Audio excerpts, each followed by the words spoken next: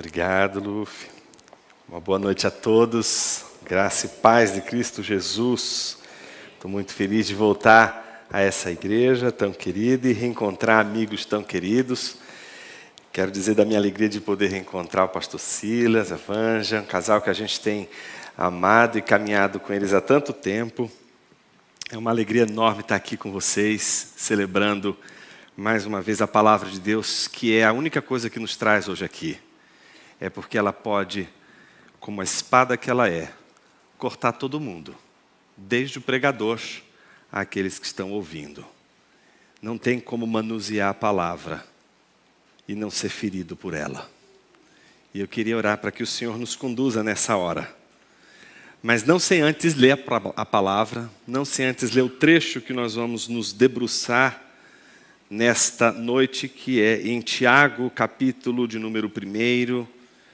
Nós vamos ler os versículos 12 até o versículo de número 15.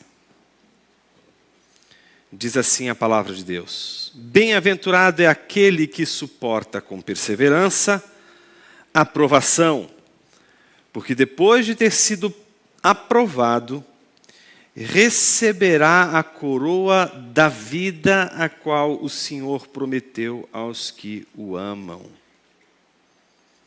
Ninguém, ao ser tentado, diga: sou tentado por Deus. Porque Deus não pode ser tentado pelo mal e Ele mesmo não tenta ninguém. Ao contrário, cada um é tentado pela sua própria cobiça, quando esta o atrai e seduz. Então, a cobiça, depois de haver concebido, dá à luz o pecado. E o pecado, uma vez consumado, gera morte. Oremos. Senhor Deus e Pai, aqui estamos diante da Tua palavra, mais uma vez rogando, ilumina nossa mente, para entendermos aquilo que o Senhor tem a nos dizer. Assim oramos, no nome santo e precioso do Teu Filho Jesus. Amém. Há duas mãos que não podem ser confundidas quando trilhamos o caminho rumo aos céus. Uma delas é a mão de Deus, a outra é a mão de Satanás.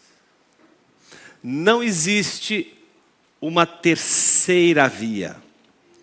Não existe um terceiro caminho. Não existe uma outra alternativa. Ou somos guiados pela mão de Deus, ou somos guiados pela mão do diabo. Isso significa duas coisas.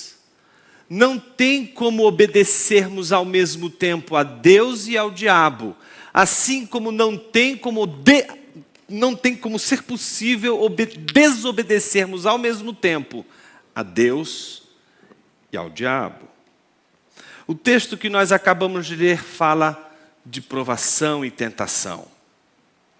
O texto que nós acabamos de ler é um dos textos mais ricos em termos de alusão a textos importantes das Escrituras e que revelam que os autores da Bíblia também eram leitores da Bíblia. Uma das coisas mais bonitas que a gente pode encontrar nas Escrituras é descobrir que os próprios escritores são leitores da Bíblia e reproduzem a sua leitura da Bíblia quando escrevem os textos que hoje nós tomamos como inspirados por Deus e que alimentam a nossa alma, como é o caso de Tiago. Tiago é alguém que não somente era chamado por Deus e foi assim chamado por ele para escrever uma epístola, mas ele ao mesmo tempo ele era um leitor das Escrituras. Tiago, ele é um daqueles heróis da Bíblia que, de acordo com a história da tradição que recebemos e que chega até nós, sobretudo por Eusébio de Cesareia, que nos faz conhecer o seu drama como pastor de Jerusalém, nos provoca até hoje admiração. Eu não sei quantos de vocês conhecem a história de Tiago, mas Tiago foi pastor da igreja em Jerusalém. E ele tinha um apelido, Tiago, joelho de camelo.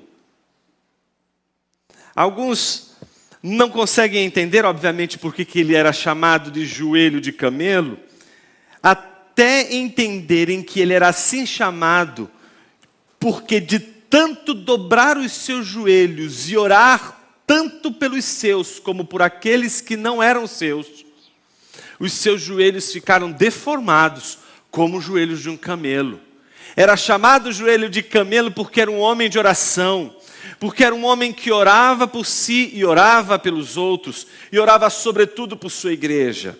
Eusébio de Cesareia nos conta a história de que num daqueles dias de intensa perseguição, de intensa provação, de lutas terríveis, sendo perseguido pelos judaizantes do seu tempo, Tiago foi arrastado por eles até o cume do templo, e de lá de cima foi arremessado, numa altura de 30 metros.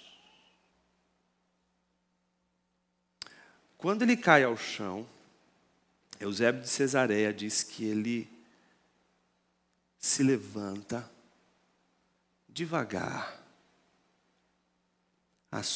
O seu gesto não é o gesto de alguém com toda a força, porque estava todo quebrado. Mas o seu gesto foi significativo, o suficiente para fazer aqueles homens descerem dali, daquele lugar, irem até o encontro dele. O que ele fez? O que ele sempre fazia: dobrar os joelhos. Quebrado, ele dobra os seus joelhos uma vez mais. E este que veio a ser o pastor da igreja em Jerusalém, o autor da epístola que agora estamos lendo, irmão de Jesus, é aquele que, enquanto vê os judaizantes rangendo os dentes, tomando pedras em suas mãos, e não se contentando com o estado em que ele se encontrava ali, começam a apedrejá-lo. E quando as pedras tocam sua carne, vão cortando ele, a única coisa que se escuta é a oração de Tiago, repetindo a oração do seu irmão e Senhor Jesus Cristo: Pai, perdoa-lhes, porque não sabem o que fazem. E ele repetia enquanto as pedras vinham de todos os lados, até o momento em que um homem que possuía um pedaço de pau que usava para bater roupa, ele surge do meio da turba e arremete aquele pedaço de pau na cabeça de Tiago até ele não mais viver.